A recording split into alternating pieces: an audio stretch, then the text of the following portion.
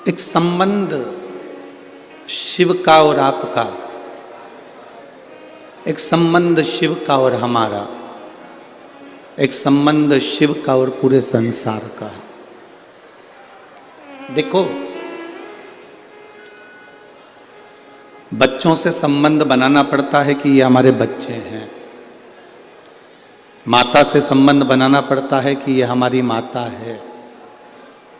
पिता से संबंध बनाना पड़ता है कि ये हमारे पिता हैं।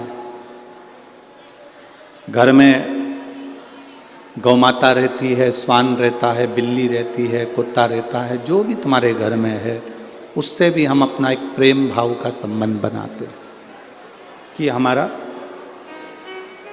पालतू है, हम इसको अपने साथ रखें। मकान से भी हमारा संबंध हो जाता है कि यह मकान हमारा है। दुकान से भी एक संबंध हो जाता है कि यह दुकान हमारी है। ये दुनिया के जितने संबंध हैं, मामा, काका, बुआ, चाचा, मकान, जमीन, जायदाद, रिश्ते, नाते, सारे संबंध हमको बनाना पड़ता है। पर दुनिया का केवल एक संबंध ऐसा है जिसको बनाना नहीं पड़ता, वो बना बनाया आता है। वो जीव का परमात्मा से संबंध है जो बना बनाया आता है। उसको कोई बनाता नहीं है, उसको कोई नहीं बनाता। संगीत वाले की आवाज कम करो बाबा। जीव का जो संबंध है, आत्मा का और जीव का जो संबंध है, इसको बनाया नहीं जाता, वो बना बनाया। इस संबंध को कोई नहीं बना सकता। जब मृत्यु लोक में हमारा जन्म हुआ, संसार सागर में हम पैदा हुए, संसार सागर में हमारा जन्म हुआ, तब परमात्मा खुद आपको पृथ्वी पर जब जन्म देता है तो अपने ही अंश से प्रकट कर कर भेजता है।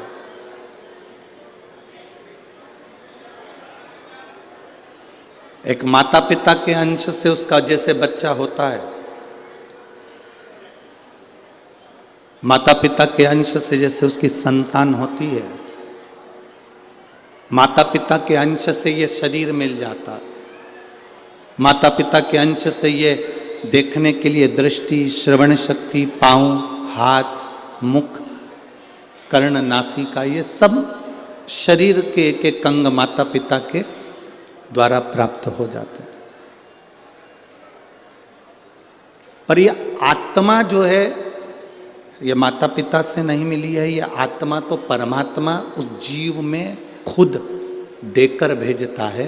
अपने पास की कोई कीमती वस्तु वो आत्मा है, वो आपकी आत्मा परमात्मा खुद देकर भेजता है, जो दुनिया में कोई नहीं दे सकता। मरने के बाद कोई प्राण नहीं फूंक सकता।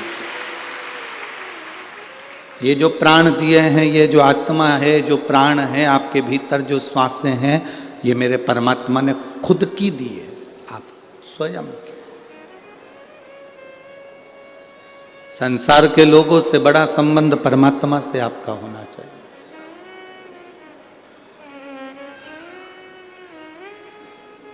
दुनिया में ऐसा कोई व्यक्ति नहीं है जो तुम्हारे काम आएगा, पर तुम्हारी दुख की घड़ी में एक जरूर काम आएगा।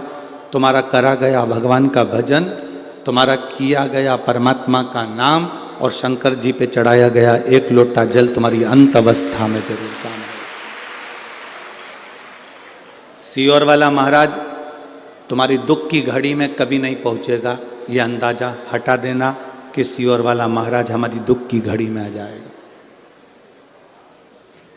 सियोर वाला महाराज तुम्हारी दुख की घड़ी में कभी खड़ा नहीं होगा। महाभारत का चरित्र उठाकर देखना, द्रौपदी का चीर खिंचा रहा है और द्रौपदी धृतराष्ट्र के सामने जाकर कहती है कि तुम मेरे काका ससुर हो। धृतराष्ट्र कहता है मेरी आंखें नहीं है। गांधारी कहती है मेरी आंखों पर पट्टी है। भीष्म पितामह कहते हैं मैं दुर्योधन के घर का अन्न खाया हूं। पति कहते हैं हमने हरा दिया तुझको। रोती रोती द्रौपदी गुरु द्रोणाचार्य के सामने जाकर खड़ी होती है और कहती है कि मैंने आपसे गुरु दीक्षा ली है, आप मेरे गुरु हो। कोई नहीं बचा सकता, कम से कम गुरु तो बचा सकता है। गुरु द्रोणाचार्य ने कहा, इस सभा में जितने बैठे हैं कोई तुझे बचाने वाला नहीं होगा। द्रौपदी, मैं खुद इस सभा में बैठा हूं, मैं भी तुझे नहीं बचा सकता। पर द्रौपदी, एक बात मेरी आज कानों में डाल कर रखना, मैं नहीं बचा पाऊंगा, गुरु नहीं बचा पाएगा, संसार का कोई व्यक्ति नहीं बचा पाएगा, सभा में बैठे हुए कोई तुझे नहीं बचा पाएंगे। पर गुरु ने कहा, जो मैंने तेरे कानों में शब्द दिया था, मंत्र दिया था, उस मंत्र का जाप करना प्रारंभ कर, वो तुझे बचा कर ले जाए, वो तुझे बचा सकता है। और अंत समय प्रभु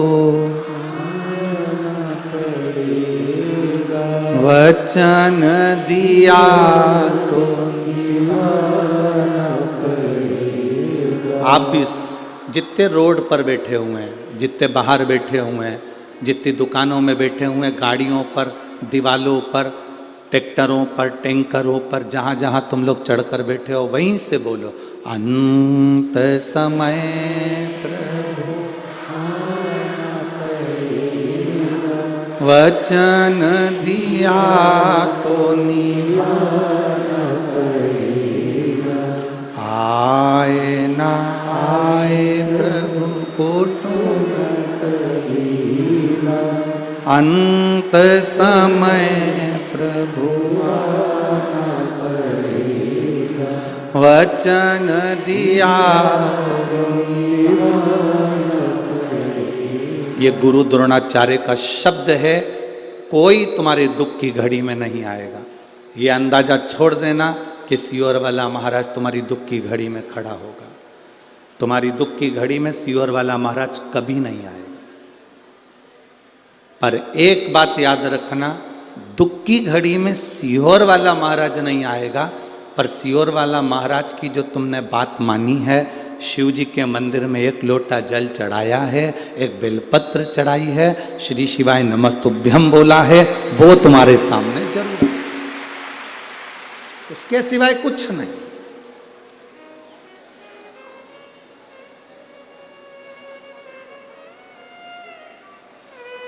ये भ्रम है हमारा कि कोई हमारा साथ देगा। ये भ्रम है हमारा कि कोई हमारा साथ दे जाएगा।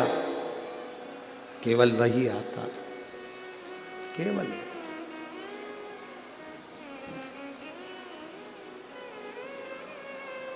प्राण उसने दिए है।